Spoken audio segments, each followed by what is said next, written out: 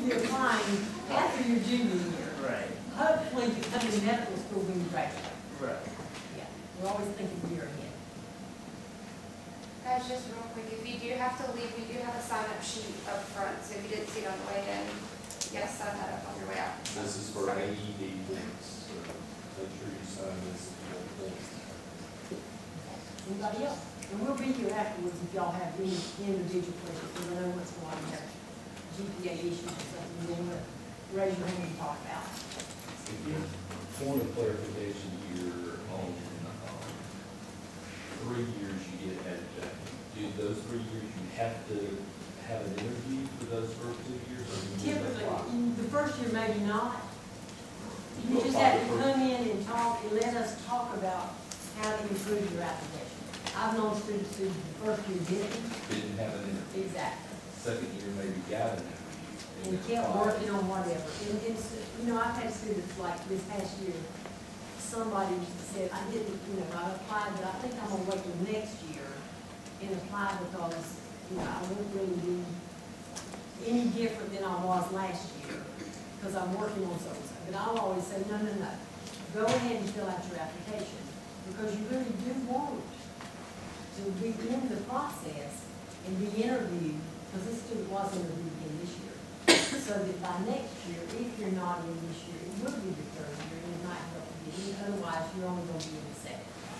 But very few people fall in that. It's just a couple that are special that I think they're going to get here. They just need that one more, you know, little boost.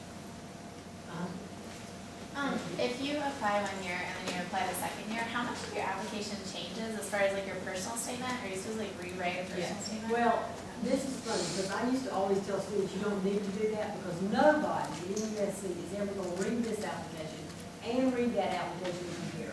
It's a new year, and only our office keeps the entire file. So when you're re-interviewed, off it goes. But I was talking to USC last year, and not Stallworth, but Dr. Thornberry? Dr. Thornberry. And so he said, let me talk first. And he said, okay, a lot of things one says are pretty much similar to USC.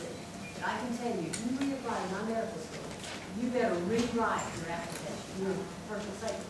Because he said, I read every one of them. And he said, if you don't even take the time to rewrite that statement, I don't think you put a lot of work into reapplying. But I always tell students now when I talk to them, if you're applying to both medical schools, if you think it's a great essay, don't totally rewrite it, you just maybe tweak it a little bit, change it a little bit. And the only other thing you have to do when you reapply, it's a much easier process. You fill in your AMCAS ID number, everything fills in. All you have to do is put in changes in there. So if you have additional grades or courses, or if you've had some more work experiences, put that in there, but otherwise, it's not repeating, you start all over from scratch. And we can use your references the second year that we used the first year if you want to use the same ones. You don't have to have new ones submitted if it's the exact, if it's just a year later. Okay. All right, well, thank you all so much. I'm sorry, one last question about out of state. I was under the impression that you had accepted the first year as an out of state student and you paid the out of state, but after the first year, you didn't pay out of state, you paid it in That changed last year. That changed, so now you 4 pay years. out of state. And again, yes, I mean, it says in the sentence in there, and a lot of this is financially driven. As y'all know, as we said earlier, it's just terrible economic times. But, you know, the letter says you're being accepted as an out-of-state student, you have to pay tuition for 4 years. You tell them right up front, and then as you accept that, you say, I accept as an out-of-state student. Well, last year we accepted 30 students from out of state.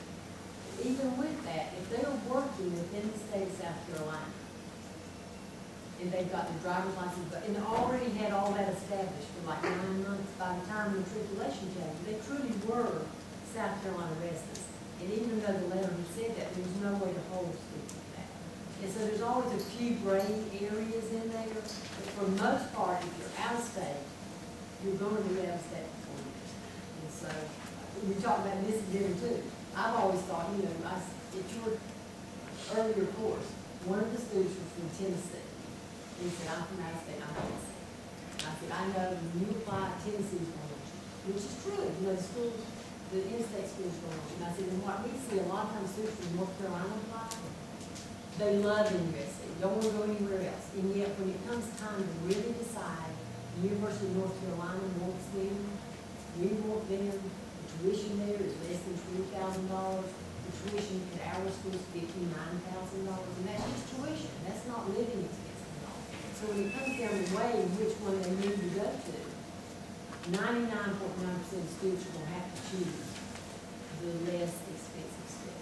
But I was saying earlier, I was telling that the admission position one time, and one of our students who's not on here now, he's a first year student.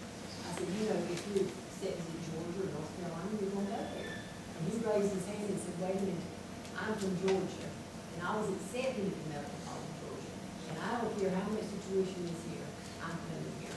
And he's not a wealthy student, he's married, but he said he wanted to be educated in USC. And he said, I'm just gonna pay the money back, I don't want to do what I want to do. And I'm like, well, that's just one of my theory, that everybody was gonna go to their other state. But for the most part, it does weigh a lot between your decision, because I know a lot of parents will call me and say, it doesn't make sense to me that he or she wants to go to the school when it's so much less expensive to stay in the home state here. So a lot will go into that. Okay, thank y'all. All right.